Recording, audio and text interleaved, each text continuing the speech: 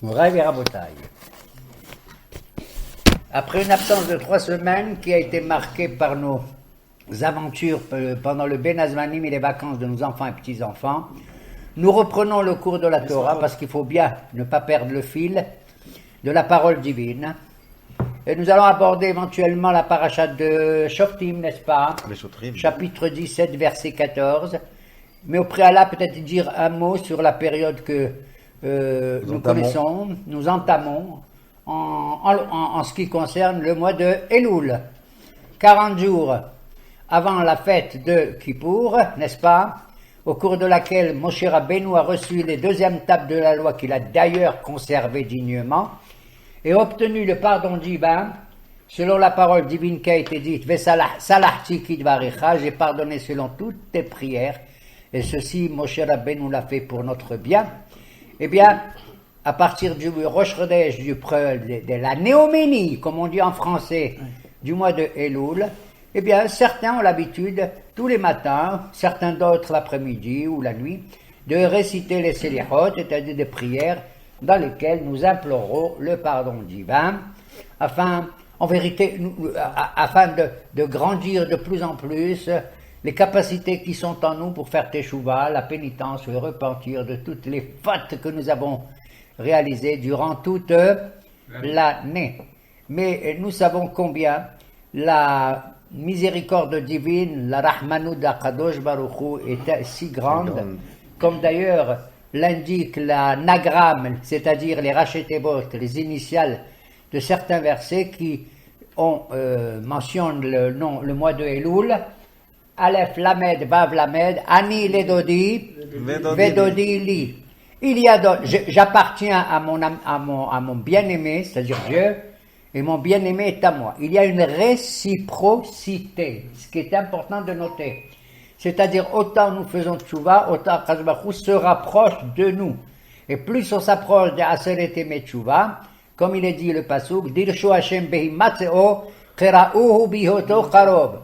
Recherchez l'Éternel dès qu'il est accessible et proclamer sa venue tant qu'il est proche. Puisqu'il s'approche, il quitte, pour ainsi dire, c'est étonnant, son palais royal, c'est-à-dire le Kisei HaKavod, le trône de gloire, où il se trouve, il vient vers nous, comme il est dit, Shuva Hashem va Shuva Alechem. Retourne vers l'Éternel, et lui il dit, je retournerai vers toi. Et donc, Ani Ledodi Vedodili, il y a 2 autres anagrammes, d'autres, mais enfin je vais citer 2 autres. La seconde se trouve dans le Megillat Esther, à propos des matanotes qu'on fait aux Evionim, aux pauvres. Comme il a dit, Ish lere'ehu ou matanot la Evionim. Chacun vis-à-vis de son prochain et faire des présents à ceux qui sont pauvres. Les matanot la Evionim.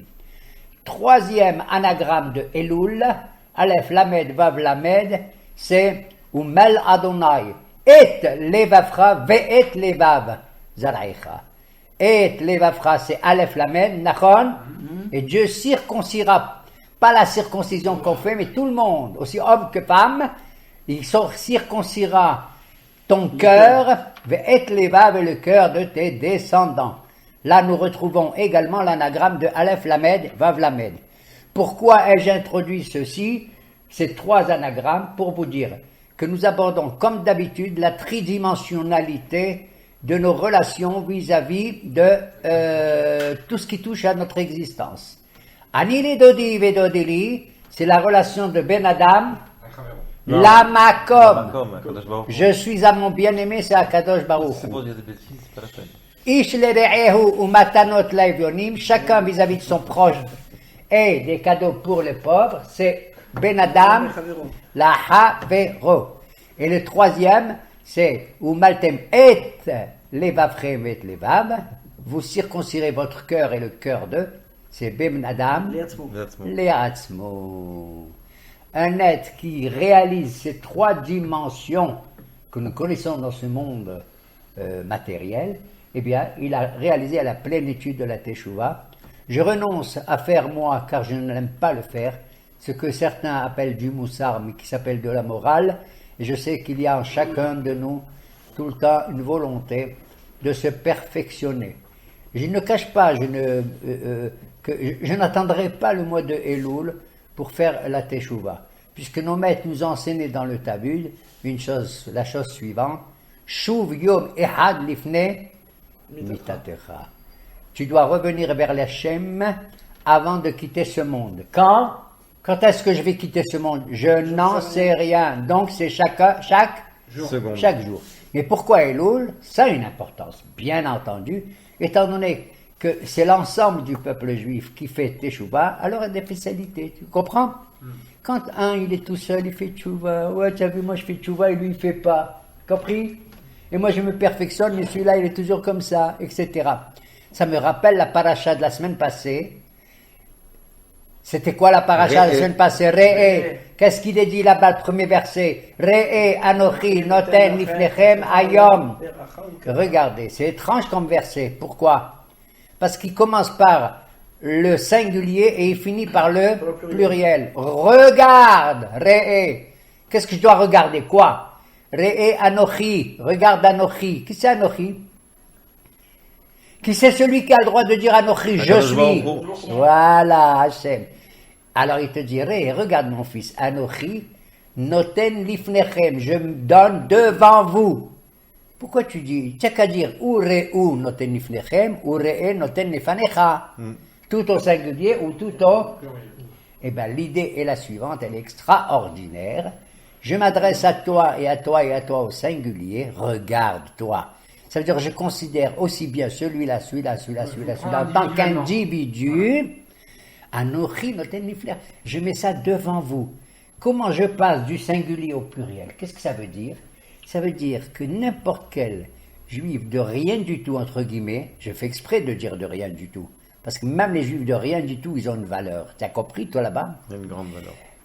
Et regarde-toi, si tu te perfectionnes même un petit peu, faire la tchouva, c'est pas d'être un type qui a laissé tout tomber, puis brusquement il devient un grand sadique. Pas du tout. Et si tu veux faire tchouva à quelqu'un et tout, ne lui dis pas il faut. Non. Commence par lui dire, l'Aziz, quand tu te lèves le matin, il va aimer, tu sais pourquoi? Tu lui dis, tu sais comment le judaïsme il commence la journée? Moderne. Tu te lèves les mains. C'est pas extraordinaire? C'est comme un docteur, avant de faire une opération, qu'est-ce qu'il fait maintenant, hein? Il se lave les mains. Alors, tu dois faire la netilat yadayim. Ah oui? Purée, mais je ne savais pas qu'il fallait se laver les mains. Comment je ne savais pas? Mais tu sais quelle importance ça a de se laver les mains et d'enlever ceci et ceci qui a traîné pendant toute la nuit dans tes mains et tout.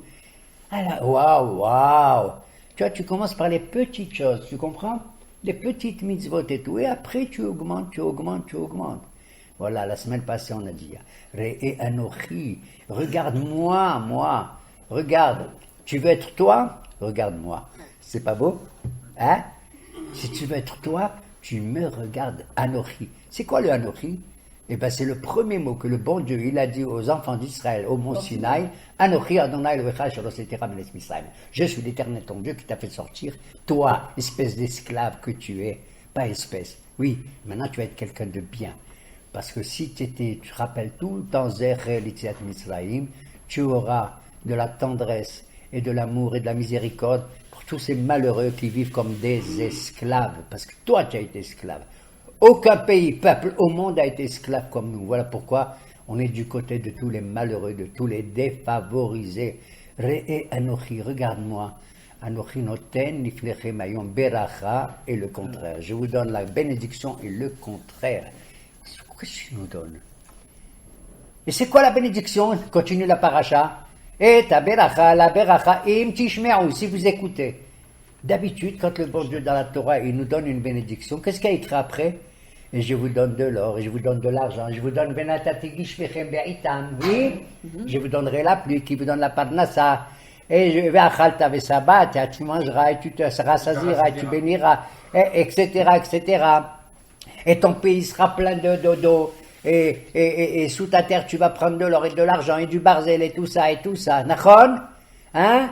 Qu'est-ce qu'il y a? Hita, Soratena, Geffen, Verimone, il y aura les beaux fruits, les magnifiques beaux fruits, et le blé, et l'orge et tout. Dans la paracha, la semaine passée, regarde, Anochi, je te donne devant toi la beracha et le contraire. Tu sais ce que c'est la beracha? Alors, j'attends, qu'est-ce que tu vas me donner? Im tishme'u. Papa, papa. Tu entends la plus belle bénédiction, qu'est-ce que c'est là? Tu deviens dingue. Écoute-moi. La plus belle bénédiction que tu peux recevoir si tu m'écoutes. Tu te comprends? C'est comme un parent, un père avec ses enfants. Bémet. Bien sûr, des fois on leur promet ceci, cela. Si tu fais ça, baba, je t'achète un vélo et je t'achète ça, et du chewing-gum et tout et tout. Mais ce qui fait plaisir aux parents, aux mamans, à papa, c'est si tu m'écoutes. Si tu comprends que chaque chose que je te demande, c'est pour ton bien. N'importe quoi que je te demande, c'est une beracha. C'est une bénédiction. Mamash, une bénédiction. Si tu as compris ça, et dans la pensée, et dans la parole, et dans l'action, comme on dit chez nous, alors tu as vraiment la quoi? Tu as vraiment Bracha. la bracha. Voilà, Moraï Verabotaï, cette bénédiction que nous attendons, bien sûr, comme je le dis, entre Ben Adam la Makom, la Havero, Ben Adam le ou Ben Adam le Atzmo, cette Kedusha, cette sainteté, cette gloire, ce bonheur et tout, va être concrétisé dans l'espace, dans le temps et dans la personnalité. Or, le seul endroit qui est considéré comme sacré, c'est quoi? C'est Yerushalayim, Eretz Israël. Et le seul temps, c'est le Bet Hamikdash. C'est le Yom Kippourim. Nachon? Et qui est la personnalité qui nous représente le jour de Kippour? C'est le Kohen Gadol. Or, dans cette même paracha, regardez, Kadosh Baruch Hu nous dit, même dans Shoftim, lorsque vous rentrerez dans la terre, etc., alors vous rechercherez les Shichnot Tidreshu Batashama. Tu rechercheras la présence divine et tu iras là-bas. Tu sais combien de fois dans la paracha c'est écrit ça? Vous n'avez même pas fait attention. Au moins une dizaine de fois, Moshe Rabbeinu, il nous dit, quand vous arriverez là-bas, tu chercheras où il est le bon Dieu. Mais il est partout. Bien sûr qu'il est partout. Mais il se concentre quelque part. C'est comme tu vas dans tu assistes à un spectacle et tout, mais le spectacle il est où? Sur la scène. Tu comprends? Ce qui est vivant, l'origine, le makor de la vie et tout, comme ça. Et Moshe à chaque fois leur dit, lorsque là-bas, vous rendrez dans l'endroit qui... C'est qu'à dire, la Torah ne mentionne pas du tout Jérusalem. Le Tanakh, la Bible, oui, plus tard, bien sûr. Pourquoi il nous dit les Shichnot Tidreshu ou Bata Shama, les Shichnot Tidreshu? Pourquoi? Parce que la Kedusha n'a de valeur que si toi tu la recherches. Tu as compris? C'est comme tu donnes à des enfants un jeu. Tu sais, il y a des jeux, je ne sais pas comment on les appelle, cache-cache, cachette. Hein? On cache un objet important, on le demande de le rechercher. Rien que la recherche de cet objet merveilleux en soi est tout à fait émouvante, Nachon, et lui donne de la valeur encore plus grande que l'objet lui-même. Oui ou non? Je l'ai trouvé, Nachon. Alors il nous dit à nous, quand vous rentrerez en Eretz Israël, je ne vous dis pas quel endroit. Vous allez le rechercher vous-même. Si tu as du flair, si tu as quelque chose et tout. Pourquoi il nous demande de rechercher? Et pourquoi la Torah n'a pas révélé cet endroit? Elle n'a qu'à le dire. Moshe n'avait qu'à dire, tu sais, quand à Yoshua, puisqu'il a été désigné comme son successeur, tu sais, Baba Yoshua, quand tu vas me remplacer et tout, tu iras directement d'abord, tu attaques Jéricho et la ville de Haï et tout, tu vas à Jéru. Pourquoi il ne lui dit pas? À cela, le Rambam, Maïmonide, dans le Moreh Nebuchim, donne deux réponses. Certains disent trois, mais moi j'ai retenu que deux. Tu sais pourquoi il n'a pas révélé que c'est Jérusalem? Parce que si Moshe avait dit aux enfants d'Israël, c'est Jérusalem, tu sais ce qui serait passé? Les Cananéens, les Émorites et tout cela là-bas, qu'est-ce qu'ils auraient fait? Ils auraient saccagé ce lieu sacré. Dès qu'ils savent que le lieu le plus saint c'est Yerushalayim, c'est comme on le voit aujourd'hui, Nechonolo. Ouais. Ils creusent des trous, ils font partout, et à chaque fois qu'ils trouvent au niveau archéologique des témoignages que c'est le cœur d'Israël, du peuple juif, ils le jettent, ils le cassent, le profane. Alors une des raisons dit Maïmonide, Rambam lui-même. Pourquoi je ne vous révèle pas? Pour pas que les goyim, les nations qui sont là-bas, ils détruisent ce lieu. Par rivalité, par jalousie. Deuxième raison, il ne faut pas se méfier que des autres. Il faut se méfier de nous-mêmes. Parce que nous avons combien de tribus en Israël, monsieur et mesdames? 12 tribus. Si maintenant tu dis que la capitale d'Israël, sainte, c'est Tout le monde va vouloir Jérusalem, vivre ici. tout le monde va vouloir. Qui c'est tout le monde? Réhobén, il va dire, c'est à moi, je suis l'aîné. Lévi, il va dire, pas du tout, c'est moi, je suis la tribu la plus sainte. D'accord? Yehuda dit, pas du tout, c'est de moi que va sortir le Mashiach, le Messie et les rois d'Israël et tout, etc., etc. On va pas s'en sortir. Il risque d'y avoir de la bagarre entre nous. Voilà pourquoi les Shichnoti de Reshou, Batashama, lentement, vous rechercherez et vous verrez. Parce que finalement, où c'est, dans quel territoire se trouve Jérusalem? Jérusalem a un statut politique différent de toutes les villes où il y a des autres territoires. Parce que toutes les autres villes appartiennent à la tribu en question. D'accord? Elles ont leur capitale. Chaque tribu a sa capitale. Ok. Mais il se trouve que Jérusalem a un statut, je dirais, intertribal. Spirituellement parlant, Yerushalayim appartient à toutes les tribus, spirituellement parlant. Mais ça se trouve quand même dans un espace.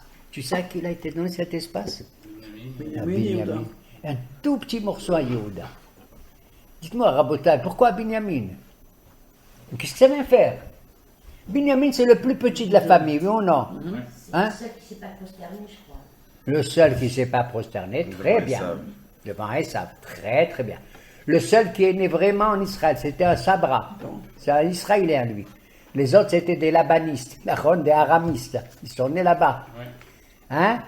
C'est une des raisons, peut-être aussi. Une autre raison, je vais vous dire pourquoi.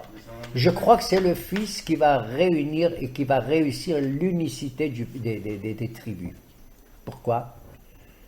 Ah, vous ne vous rappelez pas la fin du livre de Bereshit, quand il y a eu des problèmes qu'ils ont vendu Yosef, mesdames et messieurs? Hein? Non. Qu'est-ce qui s'est passé? Hein? Cette affaire triste, terrible entre nous. Toutes les tribus qui ont jeté Joseph, leur frère, dans le puits et tout, et qu'ils allaient assister à sa mort, ils sont restés insensibles, comme s'ils avaient été un grand Sanhédrin Nachon, et ils pensaient qu'ils avaient bien fait. Hein? Le seul qui n'a pas participé à ça, c'était qui? Binyamin. Non seulement c'était Binyamin qui n'a pas participé à ça, mais selon certains, ils disent qu'il y avait deux personnages qui étaient au courant de tout, grâce au Ruach HaKodesh, à l'Esprit Saint, c'était Yitzhak Avinu et Binyamin. Oui, Yitzhak, monsieur. Vaïf Koto Aviv, il a écrit là-bas, Yitzhak le savait. Yaakov ne savait pas, puisqu'il est resté pendant 22 ans. Avel Shola tombé il était dans Barmenan. Il a vécu l'enfer. Ne pas voir son fils Yosef. D'accord?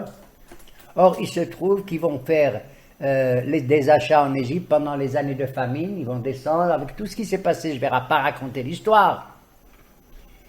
Jusqu'à un certain moment, Yosef Hatzadik qui fait exprès de mettre son gavia, sa cruche dorée, dans un sac. Il le met dans quel sac? Dans celui de Binyamin.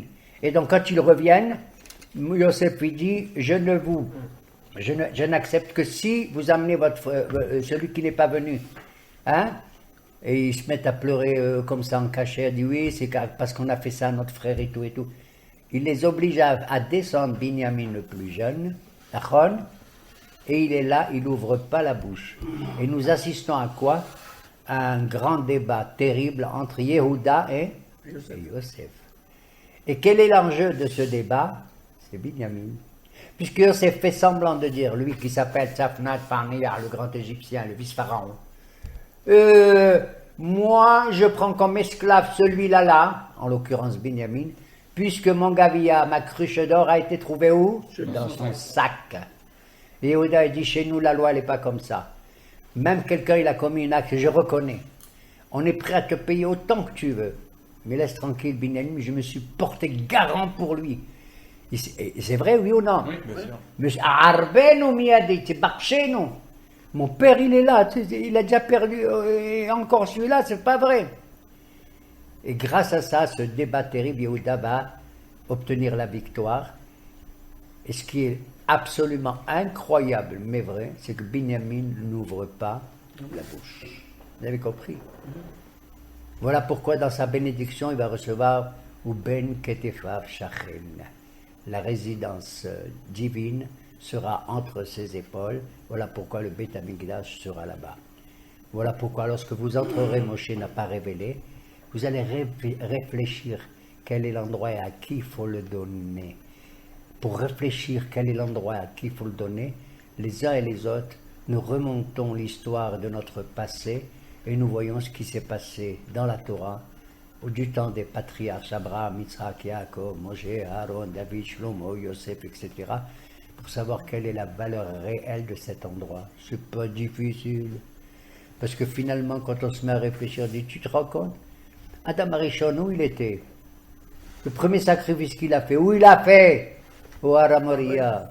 Caïn et Abel, où ils étaient? Au Har Moria. Noah lui-même, quand il est sorti comment il s'appelle? De l'arche. Il était où? Là-bas aussi, au Har Moria. Dis-moi, Abraham, où est-ce qu'il a fait la Hakeda, le sacrifice d'Isaac? C'était clair là-bas. Et attends, même là-bas pour Abraham, je deviens dingue. Le bon Dieu lui dit, tu sais, tu vas aller prendre ton fils et tu vas l'offrir en sacrifice vers la montagne que je vais t'indiquer. Dis-lui la montagne, vers la montagne que je vais t'indiquer. Et Abraham de lui-même va yareta makom merahot. Regarde la Kedusha d'Abraham, l'Esprit Saint qu'il a en lui, quel flair extraordinaire. Il a vu de loin, qu'est-ce qu'il a vu? J'en sais rien, moi, ce qu'il a vu. Moi, j'aurais pas été capable, lui, il a été capable. Donc, quand on voit la présence divine, et que Israël, Yerushalayim, c'est le centre de tout, c'est le centre de toutes les bénédictions, que même les nations du monde devraient la protéger et la maintenir comme telle et apporter tous les présents qu'il faut pour la garder. Voilà, Moraï Verabotai, un mot que nous avons dit donc sur cette période du mois de Elul, et le retour, c'est pas le retour simplement des bonnes actions qu'on doit faire les uns les autres, bien sûr. Le retour, il faut le prendre, la Teshuvah, il faut la prendre au sens propre et physique. Le retour, c'est ce qui était à Paris, ce qui était à New York et ce qui était à Constantine et à Tunis, qui retournent où? En Eretz Israël.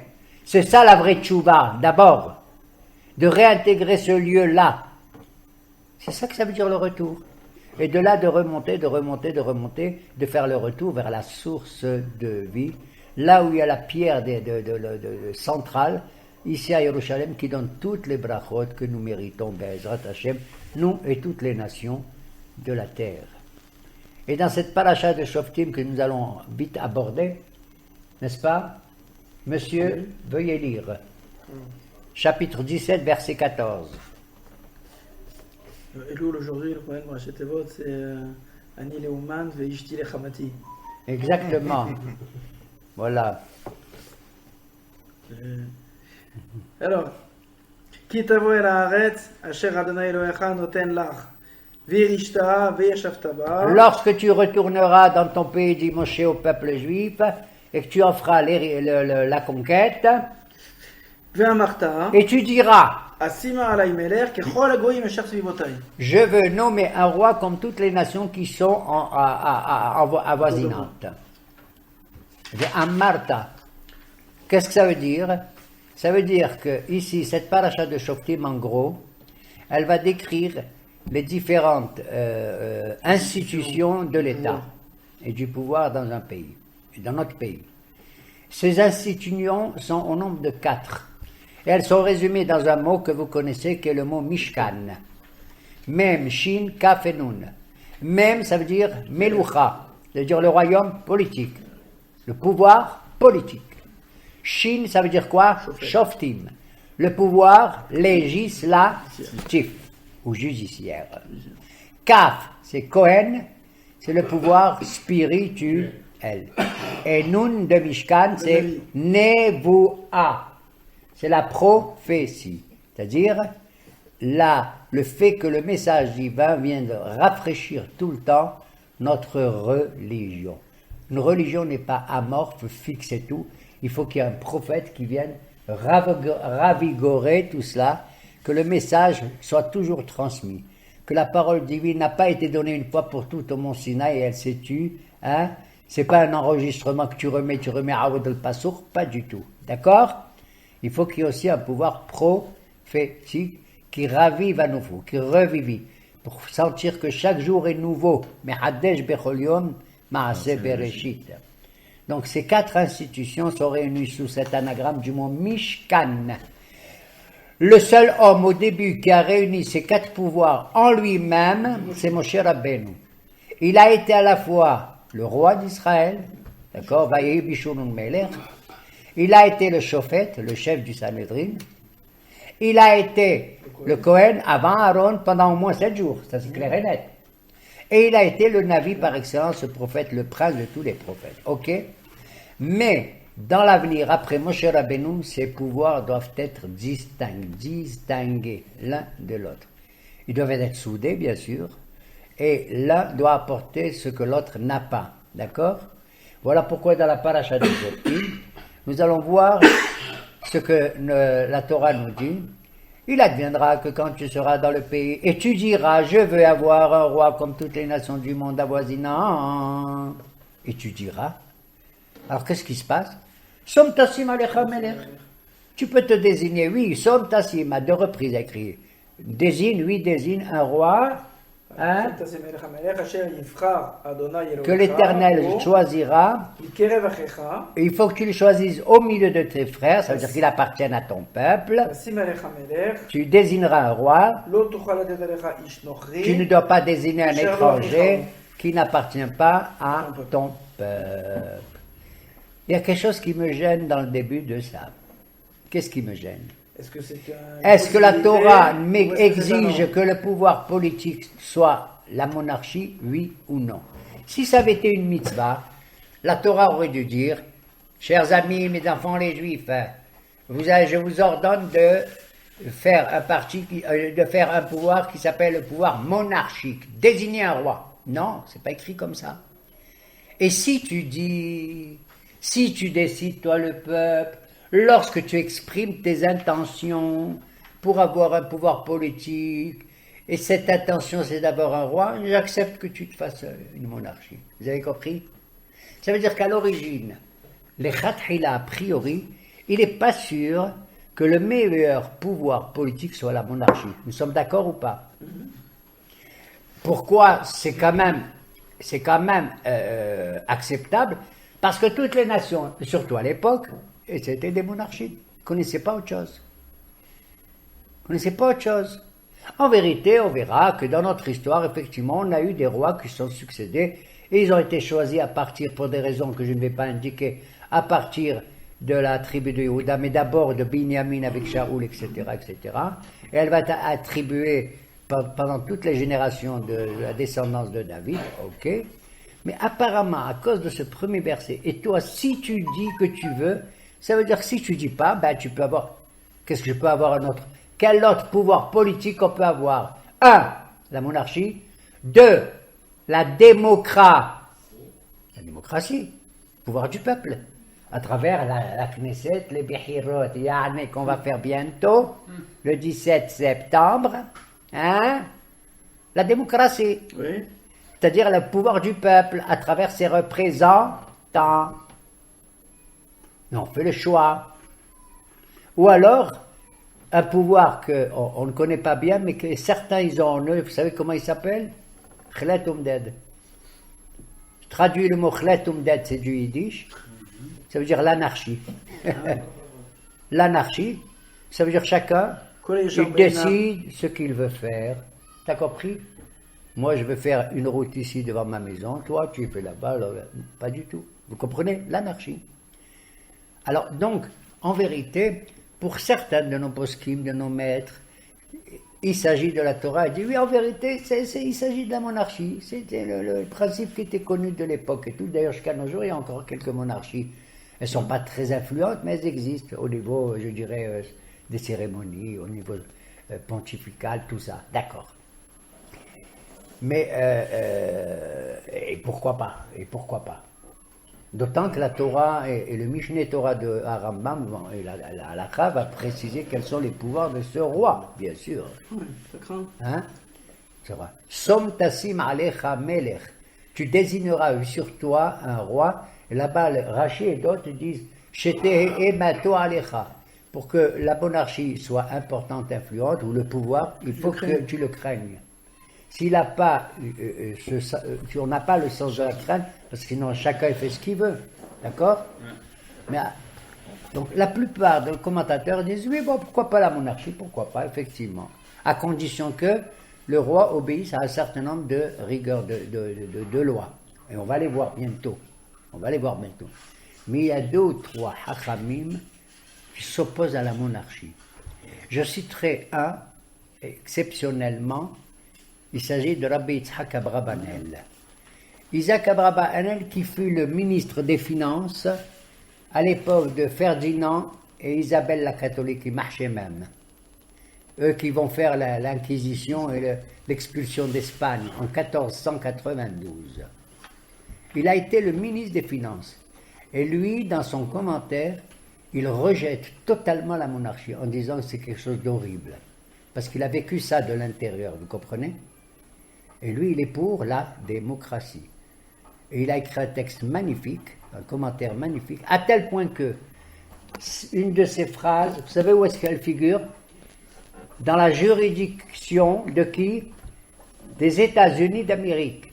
Quand ils ont édifié leur pays, les États-Unis d'Amérique, et leur déclaration d'indépendance et tout, ils ont, dans leur constitution, ils ont pris une phrase de c'est qui, pour faire beau? De Rabbi Yitzhak Abrabanel, qu'on appelait Don Isaac Abrabanel. Elle figure là-bas. Et là, j'aimerais retrouver cette... Je la connais, mais j'aimerais qu'on retrouve ça dans la constitution américaine, un des pays les plus importants, et démocratique que nous connaissons. Tassim alecha melech. Donc, admettons. Mais d'après d'autres, ils disent, tout est en fonction de nos générations. Si aujourd'hui on ne veut pas une monarchie, on n'est pas obligé de faire une monarchie. On n'est pas obligé. D'accord? Sauf jusqu'au jour où le Mashiach viendra, on est sûr que le Melech HaMashiach, lui, il faut qu'il soit descendant de qui? De la tribu de David. De David Amelech, de la tribu de Yehuda. Som tassim alecha melech, que l'Éternel va choisir. Comment que l'Éternel va choisir? Grâce à qui? Grâce au Cohen. Non. Ah, grâce au David. Au Navi, au prophète. J'ai un exemple, bravo, d'où je sais que c'est un prophète qui va donner le message qui vient de Dieu, il parle que Dieu choisit, Shmuel Hanavi. D'ailleurs, quand les Juifs ils sont présentés devant Shmuel Hanavi, vous vous rappelez là-bas, on a étudié. Ouais, Shmuel, on veut qu'il y ait nous aussi une monarchie comme les nations qui sont autour de nous et tout, et tout, et tout. Shmuel, le pauvre, le malheureux, était horrifié. Quoi? Vous n'avez pas honte, vous demandez un roi? Parce que lui, pour Shmuel le prophète, qui c'était le roi? Hachem. Melech Malchéha, Hachem. le roi, c'est Akadosh Baruch Hu, c'est lui qui règne sur vous. C'est lui. Mais deuxièmement, il a été, comment dirais-je, vexé. Parce que le pauvre Shmuel Hanavi n'est pas simplement un prophète qui fait des conférences et des shiur et Torah. C'était un homme qui a vraiment pris en main, en charge, la direction du peuple. On le voit dans les textes. Et à tel point qu'il a cru qu'on voulait le destituer pour nommer quelqu'un d'autre à sa place. Ayant entendu cela, Kadosh Baruch Hu se révèle à Shmuel Hanavi et dit Baba l'Aziz. C'est pas contre toi, c'est contre moi.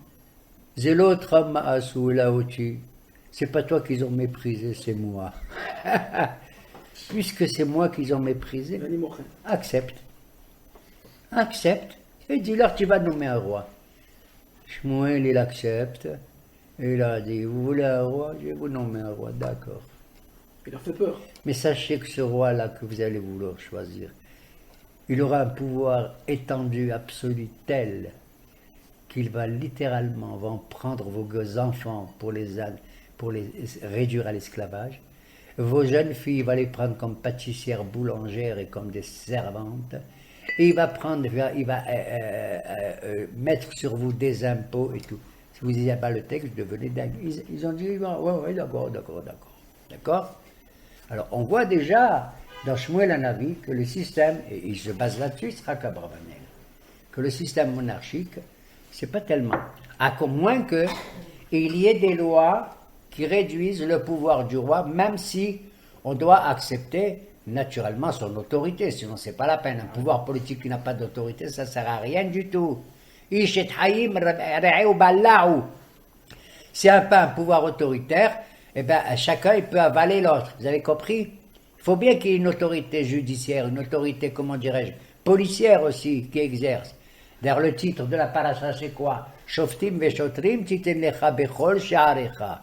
Tu dois désigner un pouvoir judiciaire et un pouvoir exécutif, c'est-à-dire shotrim, les policiers et tout, dans chacune des portes de tes villes. Pourquoi les portes she'arecha? Parce que les tribunaux se trouvaient à l'entrée de chaque ville. C'est là qu'il y avait la place publique, et c'est dans la place publique qu'il y avait les grands marchés, les grands magasins et tout. Et c'est là-bas qu'il y avait les problèmes qui pouvaient surgir.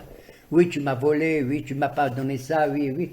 Donc le tribunal, on l'appelle un shahar d'ailleurs, l'entrée de la ville. L'entrée, la grande entrée de la ville, le shahar. D'accord? Pourquoi? Parce que s'il y a un problème, immédiatement, le tribunal, il se trouve à côté, on peut le résoudre facilement. Comme la paracha nous dit, tzedek, tzedek, tirdov. Vous devez régir toute votre existence selon la justice et le din. Parce que, regardez, écoutez-moi bien, s'il n'y a pas le din et la justice entre vous les hommes, et c'est le rôle des tribunaux, alors moi je m'en charge. Ouais. Si je vois qu'en bas il n'y a pas le din, khlat alaykoum, c'est foutu pour vous.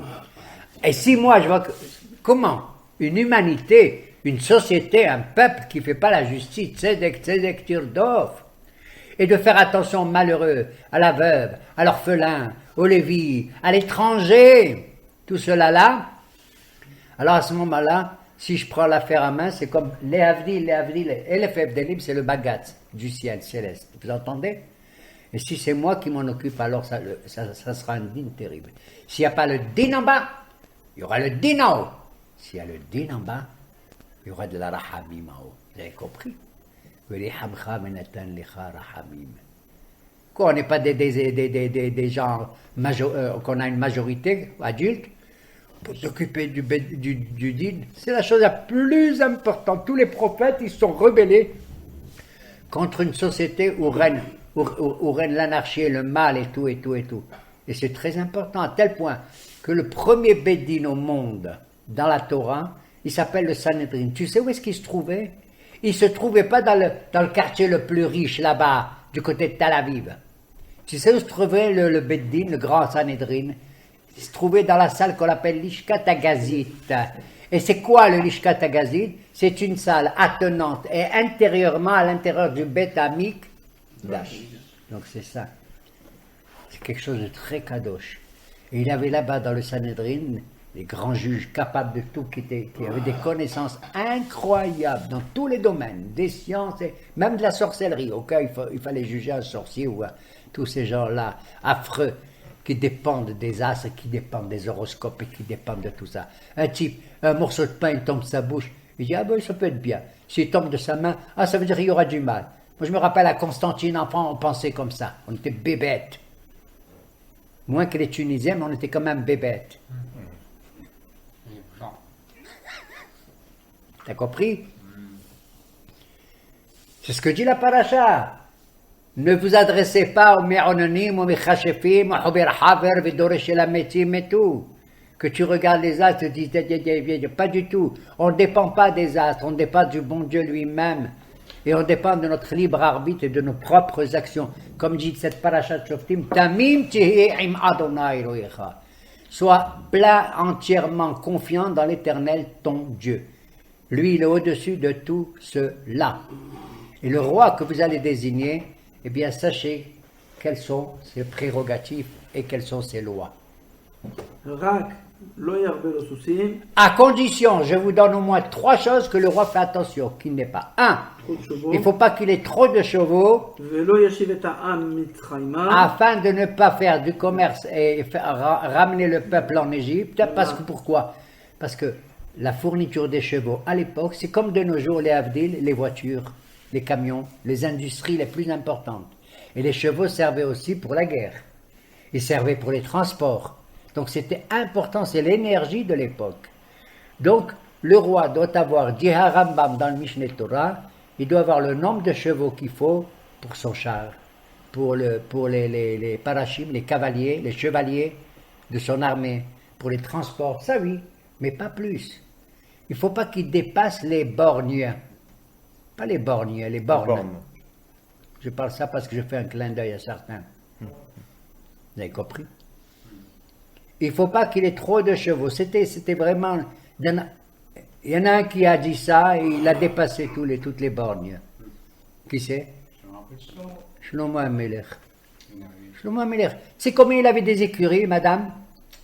40 000 écuries.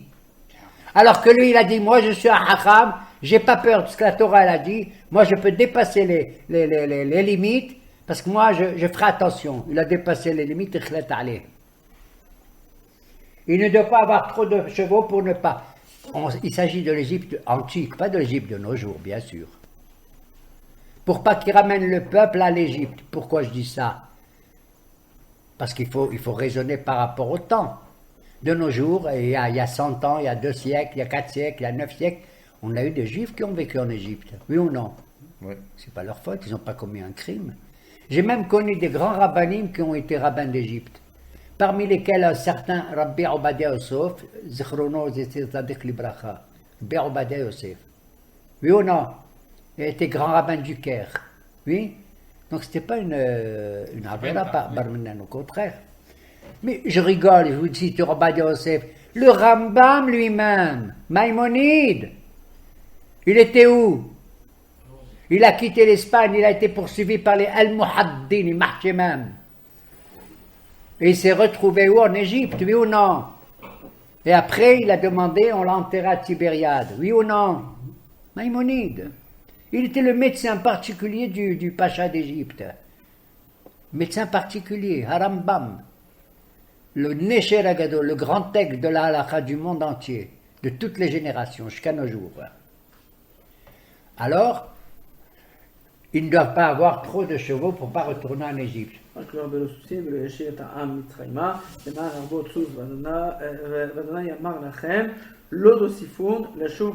Et l'Éternel a précisé, ne retournez pas par le même chemin vers l'Égypte. Pourquoi l'Égypte est un problème? Parce qu'on a été des esclaves en Égypte, vous avez compris? Maintenant, on va faire du commerce avec eux et dépasser. Ce qu'on a besoin, on le fait, c'est tout. On le fait. Shlomo Amelech, il a enrichi l'Égypte, vous ne savez pas? Il a même épousé la fille du pharaon. Tu sais combien dit le texte dans le livre des Melachim? Il a payé 600 pièces d'or, comment on appelle ça? Une calèche, comment on dit une calèche? Une kirkara. Et 150 pièces pour un cheval. T'as compris? Deuxième explication, qu'est-ce que le roi il doit pas avoir? Il ne faut pas qu'il ait trop de femmes, des épouses. Afin que son cœur ne soit pas détourné. Troisième chose, il ne faut pas qu'il ait un trésor plein d'argent et d'or personnel. Il faut qu'il ait de l'argent. Il faut qu'il ait, bien sûr, un ministère des finances et de l'économie. Parce qu'il faut qu'il paye les ouvriers, les soldats, les travaux qu'on fait dans le pays et tout. Mais pas comme certains rois qui ont un trésor comme ça, on ne sait même pas ce qu'on va en faire et tout, pour manifester son orgueil et sa puissance uniquement comme ça. Et il faut limiter également le nombre de femmes qu'il faut avoir. Vous savez combien un roi, selon la Torah de l'époque, il pouvait avoir le droit d'avoir comme femme combien? 1000. Non. Là tu exagères, tu fais le malin comme Shlomo Amelech. 4. Il avait 700 femmes et 300 concubines. Non, pas 4. Combien un roi a le droit officiellement? La halakha, si j'avais été roi. Moi, je ne voudrais pas être roi. Non, pas 2. Une seule? Non. C'est écrit le yarbelo, ça veut dire qu'il ne faut pas qu'il dépasse, c'est un pluriel. Alors 2? Non, je vous révèle. Il a le droit, le roi, d'avoir 18 femmes. Pas plus. Wallia. C'est bien déjà.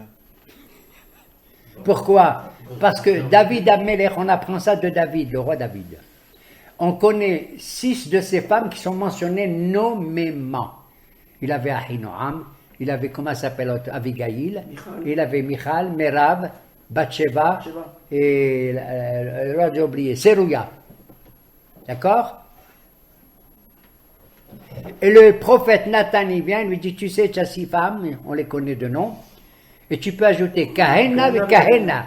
Tu peux ajouter autant et autant. Si j'ajoute autant, ça veut dire 6 fois 2, 12. Et autant, 6 fois 3, 18. 18. Mais pas plus. Pas plus. Chez Loyato et les babos. Bon, c'est la mentalité de l'époque et tout. Baruch Hashem, nous on a maintenant une femme, elle est merveilleuse, on l'a choisie, il n'y a pas d'autre que elle et puis c'est terminé. C'est terminé. Vous m'entendez? Stop. Répondez. Oui. Bon, On verra.